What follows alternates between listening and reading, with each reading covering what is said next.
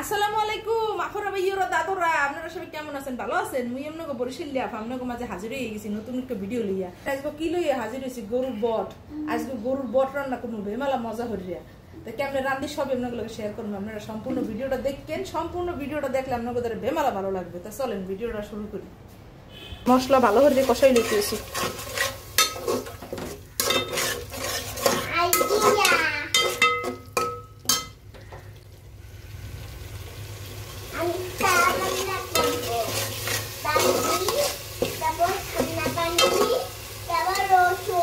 মশলা ভালো করে কষাই লইছি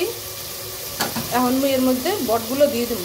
এই যে বট ভালো করে ধুইয়ে টুইয়ে পরিষ্কার করা হয়েছে কিন্তু এখন এই বটগুলো দিয়ে দিতেছি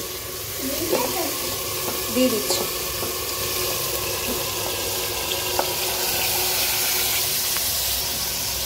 বট দিয়ে দিচ্ছি এখন লাগিয়ে ছেড়ে দিতেছি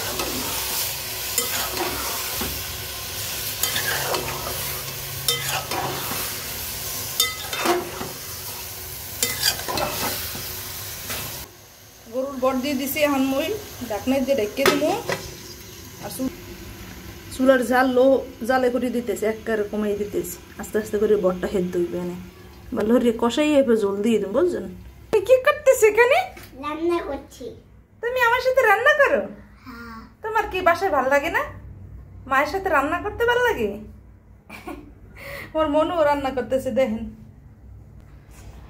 আমি বাস রান্না করতে তা রান্না করতে তাই সব কিছু রান্না করতেছো এটা আমার পেঙ্গি পেঙ্গুইন তোমার ভয় লাগে এর জন্য রান্না করে আসছো মায়ের সাথে হ্যাঁ আমি একটু উল্টাই পাল্টাই দিতে আসি এখন দিয়ে দেবো নুন নুন না দিলে তো হইবে না নুন দিলেই তো সবাই গুণ গাইবে তাই না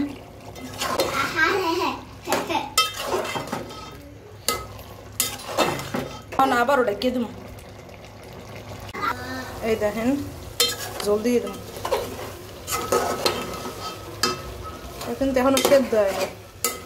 বট সেদ্ধ হইতে অনেক সময় লাগে এখন পানি দিয়ে দিতেছি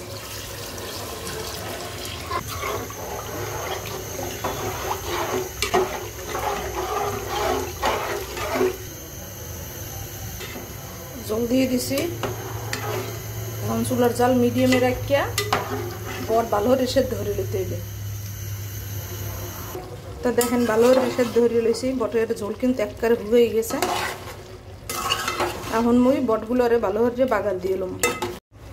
মুই তেলের মধ্যে কারি পাতা দিতে আছে এর মধ্যে কারি পাতা দিয়ে দিলাম আর দুইটা কারি পাতা দিতে কারি পাতাটা অপশনাল বুঝছেন না দিলে হইবে এই দেখেন ডালে দিতে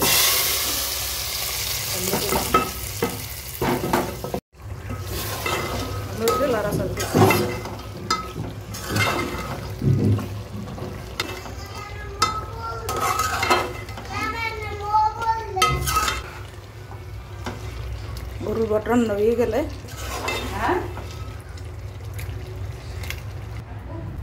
দেখছেন কত সুন্দর কালার হয়েছে আপনারা এরকম করে রান্না খাইবেন।